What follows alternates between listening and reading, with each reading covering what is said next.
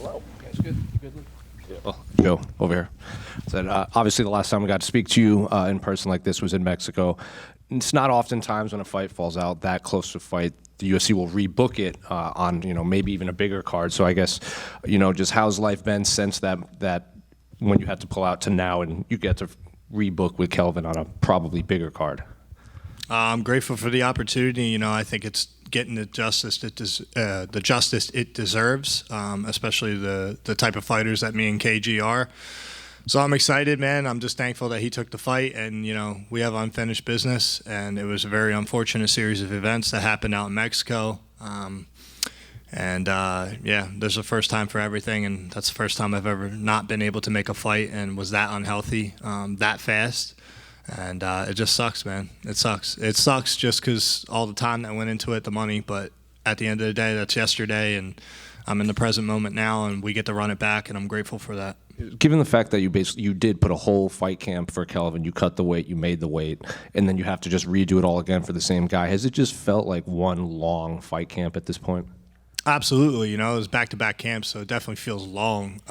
But, ultimately this is my job, and the only bad part about this, because otherwise I would be in the gym trying to get better anyways, is just that, I got a weight cut back-to-back. But I think I'm on top of it very well. I've always been a professional and made weight, and I'm excited to step in there Saturday. In terms of game planning for Kelvin, I assume you had him scouted out pretty well the first time. And then so what do you do in this second fight camp, essentially? Like, do you go back to the drawing board, or do you just kind of stay healthy and just recut the weight and just kind of pick up the blueprint, run forward? Yeah, I think we have the blueprint, and I think there's a lot of video out there on him to be able to study, obviously, which we've done. So I think it's just a continuation of the game plan while trying to fine-tune it even better, and just give me more time to prepare and just be ready for any situation times two. But yeah, we're more than prepared for anywhere this fight goes. And then last one for me, going off of that, a lot of fans, they'll give you flack for this, but Kelvin hasn't said anything. Like, he hasn't said anything negative. You haven't said anything negative about him. So I guess just how much appreciation, not just for taking the fight, but if anyone should probably be annoyed, it would be Kelvin, and he hasn't said anything negative about you. I wouldn't expect him to say anything negative because he's missed weight before, right? How many times? And that's not, taking a dig at him, but things happen. And I respect him because he has fought everybody. He's a tested guy. He's been here for a long time, so it would be wrong of me to come up here and disrespect him. Now, do I think I'm going to beat his ass? I do.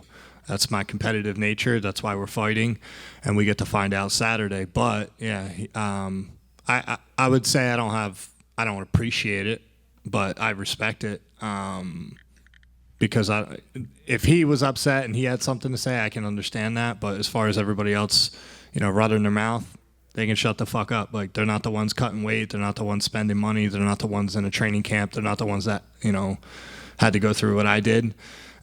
And I'm just grateful that he wanted to fight still, and we got it rebooked. Like I said, when you face off and you make weight and you don't get to do the dance, I think it's unfinished business. So I'm glad he's my opponent again, and I'm really grateful and happy that we get to run it back. Joe over here. We've seen throughout his career some ups and downs from Kelvin. You mentioned like his weight issues. So I feel like we sometimes see different kind of versions of him when he's out there. I guess, what are you kind of expecting to see when you guys get in there? What version of Kelvin Gastelum are you hoping for? I've trained for the Kelvin that fought Izzy, the guy that's going to be in your face, the guy that's got the cardio to go hard 15 minutes, and so I'm training for the best version of Kelvin. I also thought, in my personal opinion, that KG has done his better work at 85. He's not going to be as sucked out as 70, obviously, but I still think that there's a huge power difference between us. I think there's a big skill difference between us as far as me being more complete. I think a lot of people go off my Jack Hermanson fight, which is fine, but, that was my first big show, my first big test. Walked into it not 100%, had some things going on, and it wasn't my best performance, but I didn't get rocked, I didn't get dropped, I didn't get submitted, I didn't get fraud checked. So let's redefine what fraud checked is. If anybody got fraud checked, we could say it's Bo Nickal. He got finished on his first loss. I lost a basically a split decision, 3 rounds to 1 or to 2. So it is what it is, man. Yeah, but I'm prepared for KG of old. Yeah, and he's never been finished with strikes. I know you mentioned your power. When you're game planning for him, how much does that play into your psyche going in? Do you want to be the first guy to finish him, or do you have to adjust, like, this guy's probably going to take some of my better shots? No, I mean, listen, I know I can finish him. There's no question. If my power touches his chin, I can fold anybody in this division. That's a fact. So that's just what I believe, and again, I believe it's a fact. Like, you can't take the kind of shots, especially if I'm sitting on my shots. I'm gonna hurt you, and at the very least hurt you, and then it'll lead to a finish. But I mean, ultimately, my job is to go out there and win. I would love to get a finish over KG, but like I said, I'm prepared for 15 minutes. That's what I put in my mind. But make no mistake, I will be trying to cause damage, and I will be trying to get him out of there. And just because he hasn't been finished by TKO or KO in the cage doesn't mean it can't happen. So same thing goes for me, obviously. There's a first time for everything, but I'm really confident in my skills and my preparation, and I think I'll be able to get him out of there some way, one way or another. Hi. You've talked, obviously, about your wrestling coach, Will Harmon, in the past. Given the proximity to media, will he be there on Saturday? Will you have any other friends? Or? Yeah, I have a lot of people here. I haven't offered him to come yet just because of trying to figure out everything with tickets and whatnot. He's got 3 babies, and he's got a special needs daughter, so she requires a lot of his time. It's hard for him to get away. But, yeah, I mean, he texts me. We talk all the time, and he's always going to be somebody very special in my life. He's the guy that gave me the opportunity to pursue this career and be where I am now. So without him, none of this is possible, to be honest. Has he seen you fight professionally in person before? Yes. Which fights? That's a good question. He's been to a lot. Okay. He's been to probably all of my early pro fights. He was in my Miami fight. I think he's only been to 1 or 2 of my UFC fights just because of travel. He's a full-time teacher, a full-time dad. Do you ever go back to Pencrest and try and? Yeah, sometimes I'll go back for the pep rallies and just get the kids hyped up. So I try to show face. It's been a little harder because I've had back-to-back camps, so I haven't seen them as much this time. But yeah, I always try to go back and talk to the kids or just get them hyped up, and I don't forget where I came from. So the Pencrest Wrestling Room was special, not just because of the program, but just because of the coaches and the lifelong friendships I built there. Thank you. Joe, right back here. Your team at Marquez MMA is already in conversation to be the team of the year this year. What has this momentum been like for you, and what's it like being surrounded by those guys day in and day out? It's great, man. It just shows that we work hard and what we do works, obviously. And I don't really look too much into that. You know what I mean? We're all just equal people training and trying to pursue this dream the best we can. And, we don't really worry about if we win the award or anything like that. We just try to focus on individual fights, individual performances, and obviously the team success is huge. The momentum definitely helps. Everybody's happy, everybody's coming in and training harder, and you see guys that win on a Saturday and they're in there training on a Monday, Tuesday, like Nursultan. So yeah, it's definitely a good feeling to have the team winning versus obviously having to pick up your teammates when they lose. And you recently partnered up with the brand Out Pouch. Yeah. They partner up with military dogs after they complete their service, which I think is super cool and right up your alley, right? What's it like being a representative of them within the professional realm of MMA? I love that you brought that up. That's a great question because I just did, a deal with them, and I'm a big fan of Tucker Carlson and watching all of his interviews and just his outtake on things. And I'm just happy to support a brand that, actually stands for something positive and, they're impacting the world. And I think Tucker's doing a great job of that. And I'm very happy to be able to rep them on my back. And I hope that I can become, the first branded athlete for them at this level in the UFC. So shout out to Alp and Tucker Carlson. Let's get this dude's ass whooped on Saturday.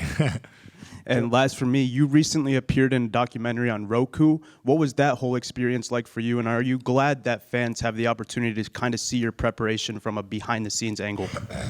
Yeah, so the documentary is free on Roku. It's out finally after 2 years. We had a lot of things that we had to get through with licensing and who was paying what. And it was a little bit of a mess, but it's out. And I think the biggest thing with that is it doesn't show you obviously the preparation per camp, but it shows you my lifelong dedication to the sport, my commitment, and it goes beyond these interviews of ego questions, you know what I mean, where it's like, oh, you think you're the best, you think you do this, who you want to fight next. You know, it actually shows you the person that I am and what I've endured to get here. And I think it's very inspiring for kids that have had abusive homes or have had a rough childhood. And, you know, there's always somebody who has it worse. But I think a very big positive impact of my documentary is to inspire kids to stay in sports, stay in athletics, and, you know, whatever that unspoken gut feeling is that you don't know how to bring to words, figure out what it means, whether it means you want to be a top tier, you know, engineer or a scientist or a UFC fighter. Go and pursue it, no matter how anybody feels about it. If that's what you want to wake up and do at any time of the day to get better at, then go pursue it. So I think it's just an impactful story to show resilience and how to stay in sports and be a positive impact in the world. Joe, right here. So after the pullout from in Mexico, you got a lot of hate in your comments and everything. Does that light a fire under you a little bit, or do you find it amusing? They can still suck my dick, honestly. That's how I feel. It was not a race statement, which everybody tried to turn it into. Like, I don't like Mexicans and all this shit. I don't like their food. I don't like the fucking country. That's how I feel. I don't think as a professional athlete fighting somewhere with that kind of elevation or that kind of air quality and the risk, let alone just of the food, like the air quality and the elevation wasn't even hard for me to adjust to. I got there early. I slept in a hyperbaric chamber. I was adjusted. I was making runs. I felt great. It's just 14 out of the 15 meals I cooked, I didn't cook on the last day, and I got super sick, and I was sick for weeks. So, yeah, I got a lot of hate because, you know, I'm sitting there borderline crying, upset, and gutted that I didn't get to perform. I make the weight. I felt great, and then all of a sudden I get hit with this vicious fucking shit, vomit, throw up. Like, it just, like, the sweats. I lost 14 pounds in 7 hours, and I slept 1 hour. I was literally close to making weight again when I woke up. I was 193 pounds. I'm a dude that walks around at 220. Like, it wasn't feasible. And I've never had to pull out of a fight, so it was very disheartening to see people be like, oh, we hope the cartel kills you. We hope your plane crashes. Oh, you're a pussy. We hope you die from whatever. So it's like, all right, suck my dick. That's how I felt. And that's why I said Mexico's a shithole, and I'll never go back. I won't fight there. But the people were nice. I have no problem with the people. It's just fighting there as a professional athlete makes no fucking sense to me. That's just my personal opinion. So everybody claims they love free speech until it's spoken, and then they try to censor you, or they try to say you're a racist, or they try to say that you hate people. It's like, whatever. Think what the fuck you want. I don't give a fuck. Yeah, I mean, you told Kelvin you almost got robbed there. I mean, it definitely wasn't a good experience. My coaches and my teammate got fucking stopped by the police because they were trying to shake them down for cash that they didn't have. Like, come on, dude. Crazy. Like, if we got to talk about fucking why anybody would dispute that it's not the best country, all we have to do is look at how many people have crossed the border and who knows how many fucking years. Like, come on, man. Don't act like it's such a great place. It's ran by gangs and fucking law enforcement's paid off by gangs. It's not that great of a place. Stop fucking coming at my neck. You know, they got two hands on my dick at all times. It's fucking frustrating. Joe, right over here. 1 second. On a lighter topic, actually, I just wanted to ask, this will be your first fight with your black belt. How much can we expect to see you show off that black belt in this fight? Well, I think Kelvin, just my opinion, I think Kelvin's afraid of my power early, so I wouldn't be surprised if he wrestles to try and tire me out type deal.